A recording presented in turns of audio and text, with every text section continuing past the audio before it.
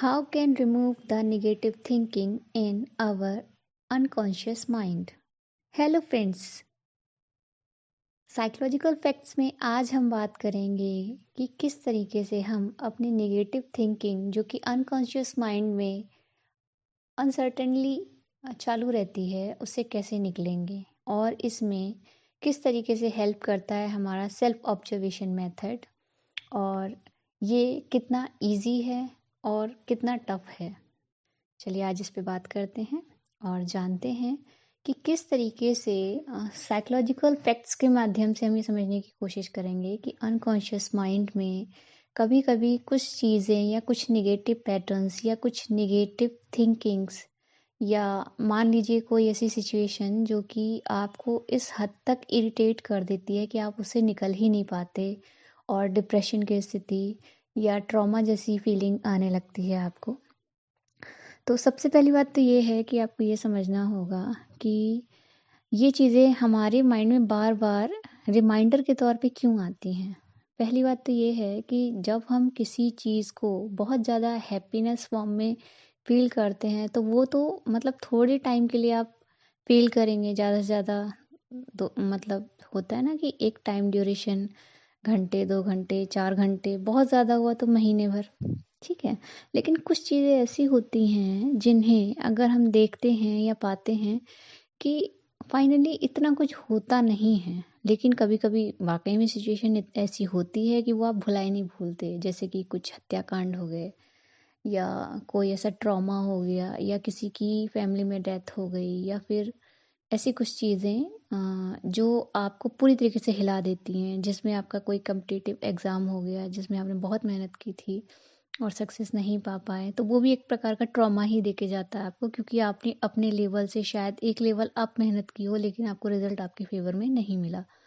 तो मैं सिर्फ़ इतना कहना चाहती हूँ कि कैसे कोई चीज़ आपके अनकॉन्शियस माइंड में घर कर जाती है और जब वही चीज़ घर कर जाती है तो वो रिमाइंडर के तौर पे बार-बार आपको हॉन्टेड फ़ील कराती है सपनों में या कहीं उठने-बैठने में या समाज में आपको फेलियर फ़ील कराती है या फिर रिपीटेडली वो कहीं न कहीं आपको इरिटेट इस हद तक कर देती कि आपको लगता है कि शायद आप उस चीज़ से आगे नहीं बढ़ पा रहे हैं या वो चीज़ कहीं न कहीं आपको ख़त्म कर रही है समय के साथ। लेकिन अब यहाँ पर बात करने का मेरा सीधा सा मतलब ये है कि अच्छी चीज़ें हम बहुत जल्दी भूल जाते हैं, लेकिन जो नेगेटिव थिंग्स या जो नेगेटिव हमारी सिचुएशंस या जो एक्सपीरियंस रहे होते हैं, वो हम क्यों नहीं भूल पाते हैं। तो उसका एक रीज़न ये है कि हम कभी-कभी उन बातों को इतना सीरियसली अपने ज़हन में बिठा लेते हैं या यूँ कहिए कि कभी-कभी वो ना चाह कर भी हमारे उसमें बैठ जाती हैं, क्योंकि इसमें कभी-कभी दोष स्वयं का नहीं होता, चीज़ों का नहीं होता, परिस्थितियों का नहीं होता, लेकिन सब चीज़ें मिलकर कहीं न कहीं उस चीज़ को क्रिएट करती हैं। तो मैं बस आपको इतना बताना चाहती हूँ कि इन चीज़ों से निकला कैसे जाए। तो निकलने के लिए सबसे पहली बात तो यही आएगी कि अगर कोई चीज़ आपको बार-बार परेशान कर रही है, परिस्थिति हो सकती है, कोई परिवेश हो सकता है, कोई व्यक्ति हो सकता है या फिर कोई एक ऐसी अनसक्सेस वाली फीलिंग हो सकती है, तो देखिए सिचुएशन तो हमेशा ही फ़ेवर करे ये नहीं होता। बाय चांस ही होता है कि कुछ चीज़ें ईज़िली आपकी फ़ेवर करती चली जाती हैं, तो आप अच्छा फ़ील करते हैं और कभी-कभी आप बहुत प्रयास करते हैं लेकिन वो चीज़ नहीं होती। तो ऐसी परिस्थिति में आपको बस इतना करना है कि अगर कोई चीज़ बार-बार, बार-बार, बार-बार एक ही सिचुएशन में आपको लाके खड़ा कर देती है, तो आप उससे साइड होने के तरीके खोजिए। अगर वो सिचुएशन, वो चीज़ बार-बार एक ही सिचुएशन में आपको लाकर खड़ा कर रही है, तो मतलब कि वो आपका फ़ेवर नहीं कर रही है या फिर वो कहीं न कहीं आपको प्रॉब्लमैटिक फ़ील करा रही है। तो इस सिचुएशन में आपको ये करना है कि या तो उस चीज़ को आपको देखने का नज़रिया बदलना है। अगर वो नज़रिया नहीं बदल सकते हैं, तो हमें उस चीज़ से या उस समय विशेष या उस कार्यक्षेत्र से दूर हट जाना है। अगर हम दूर भी नहीं हट सकते हैं, तो अपने आप को उस दायरे में सीमित करना है जिससे वो आपको प्रभावित ना कर सके। ठीक है? एग्ज़ाम्पल के तौर पे हम ये मान के चलते हैं कि हमारा एक प्रोफ़ेशनल वर्क है, ठीक है? वहाँ हमें सेटअप नहीं मिल रहा और कभी-कभी हॉन्टेड फ़ील भी होता है। हॉन्टेड कैसे फ़ील होता है? हम अपना हद से ज़्यादा अच्छा कर रहे हैं, हमारा कोई प्रॉब्लमेटिक फॉर्म है भी नहीं। हम अपना काम एक की जगह 10 लोगों का कर रहे हैं। इसका मतलब ये नहीं है कि मतलब लोग काम नहीं कर रहे होंगे, काम कर रहे होंगे, लेकिन वो अपना भी काम कहीं न कहीं आपको फ़ोर्सफुली या डायरेक्ट या इनडायरेक्ट वे में किसी भी टाइप से प्रेशराइज़ करा के करवा रहे होंगे। तो इसमें ये सिचुएशन बनती है कि प्रोफ़ेशन में अक्सर हमने देखा है कि जो थोड़े पावरफुल होते हैं या जो थोड़े एक्सपीरियंस लोग होते हैं, वो न्यू कमर या फिर जो थोड़े से सीधे-साधे लोग होते हैं ना, तो उनको कुछ ज़्यादा ही वो प्रेशराइज़ करके अपना काम निकलवाते हैं, क्योंकि उन्हें अपनी लाइफ को ईज़ी करना होता है या अपने प्रोफ़ेशन में थोड़ा-सा आराम तलब बनने की उनकी इच्छा रहती है। जबकि वो ये भूल जाते हैं कि जो दूसरा बंदा आया है, वो कहीं न कहीं आपके कम्फ़र्ट ज़ोन का वो हिस्सा नहीं है। वो अपना काम करने आया है और अपने तरीके से उसे भी थोड़ा बहुत कम्फ़र्ट होने की इच्छा या आशा या आकांक्षा रहती है। लेकिन होता उल्टा है कि जब भी कोई नया व्यक्ति आता है तो लोग बहुत जल्दी, मतलब एक सिंपल सा बंदा जो रेगुलर काम कर रहा होगा ना, वो भी कहीं न कहीं अपनी बर्डन को वो कहते हैं ना कि प्रोजेक्ट कर देता है दूसरे पे जाके। तो वहाँ पे जाके प्रॉब्लम क्रिएट होती है और फिर जो न्यू कमर या जो न्यू स्टाफ में बंदा आया हुआ होता है, वो हद से ज़्यादा डिप्रेसिव फ़ील करने लगता है। तो ऐसी सिचुएशन में उस बंदे को ये करना है कि सबसे पहले तो अपने काम पे फ़ोकस कीजिए। काम पे फ़ोकस करने के बावजूद भी अगर कोई आपको हॉन्टेड फ़ील करा रहा है या आपको ये चीज़ की नई सारी सिचुएशन अगर वो इन लोगों के अकॉर्डिंग नहीं करेगा या फिर सिचुएशन तब बिगड़ती जाएगी जब वो इन सब की बातें नहीं मानेगा, तो उस परिस्थिति में उसे अपना दायरा बनाना चाहिए। उसे अपनी प्रायोरिटीज़ सेट करनी चाहिए, क्या करना है और क्या नहीं करना है। फिर ये देखना चाहिए कि कौन-सी चीज़ उसको उसकी लिमिट से परे जाकर परेशान कर रही है, तो उसके लिए वो क्या-क्या कर सकता है। तो इस प्रकार से वो इन चीज़ों से निकल सकता है। अब रही बात अनकॉन्शियस माइंड की, तो देखिए काम तो काम है। कोई भी काम हो, चाहे घर में हो, चाहे बाहर हो या फिर आपके प्रोफ़ेशन में हो या बिज़नेस में हो या फिर आप ट्रैवल कर रहे हो, वो वाली सिचुएशन हो।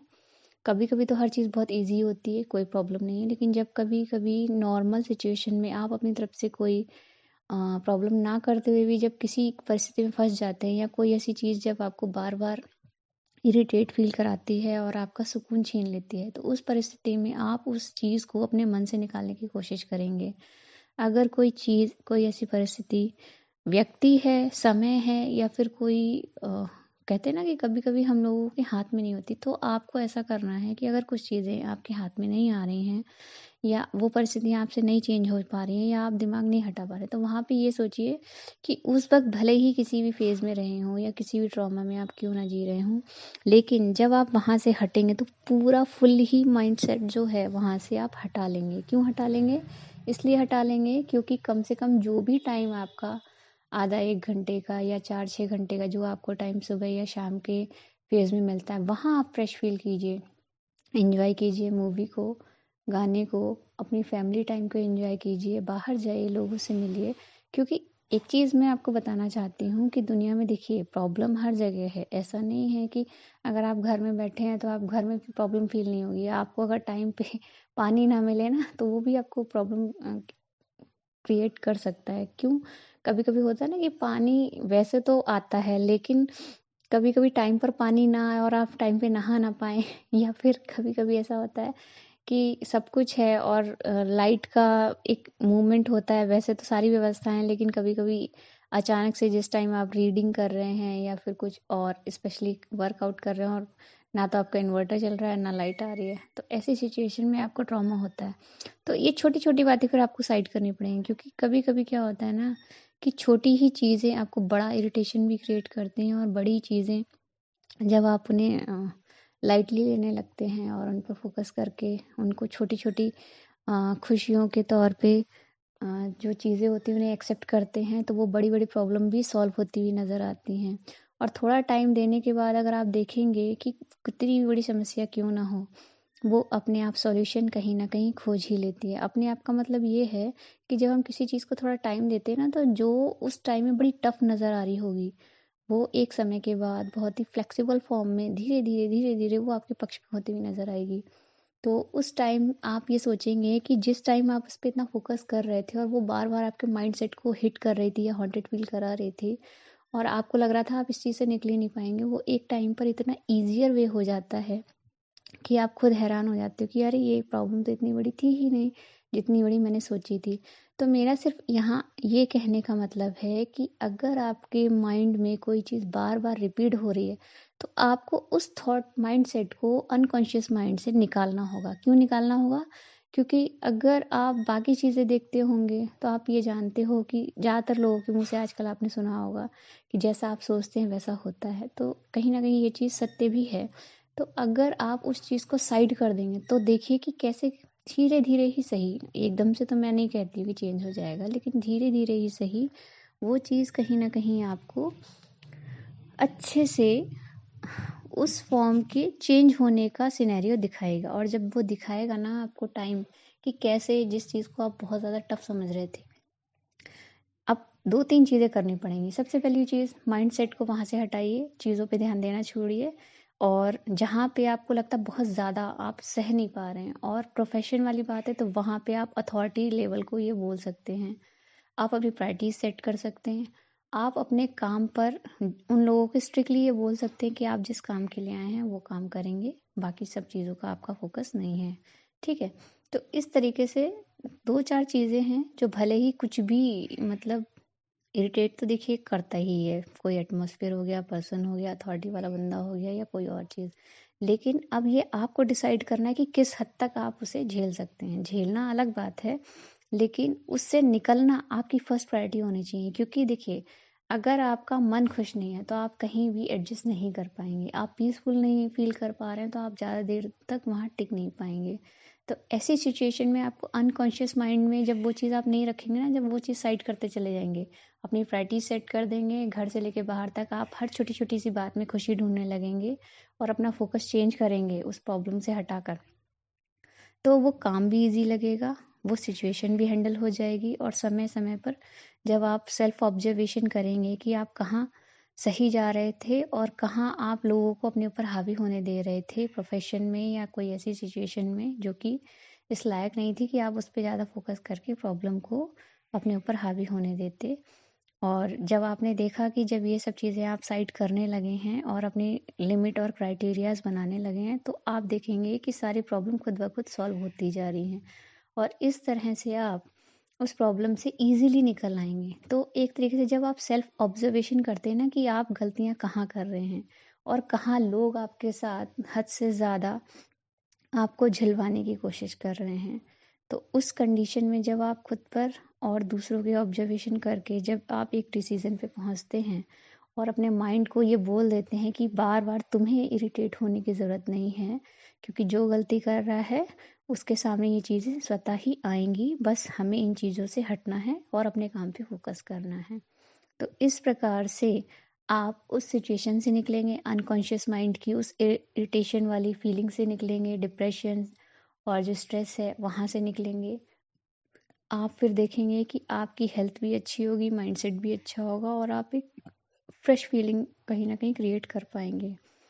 तो आज का जो मेरा विषय था कि कैसे अनकॉन्शियस माइंड से हम डिप्रेसिव माइंडसेट को हटाकर खुद पर और बाकी चीज़ों पर ध्यान कर सकते हैं, और कैसे नेगेटिव थॉट और सिनेरियोज़ को इजी या टफ होने वाली कंडीशन में किस तरीके से इसको अपने फॉर्म में कन्वर्ट करते हुए इसे ईजियर वे में निकाल सकते हैं।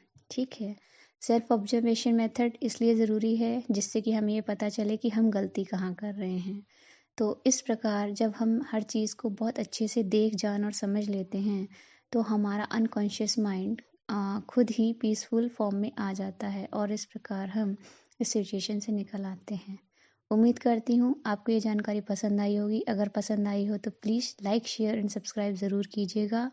अगर कोई आप सजेशन देना चाहें तो कमेंट में ज़रूर लिख सकते हैं।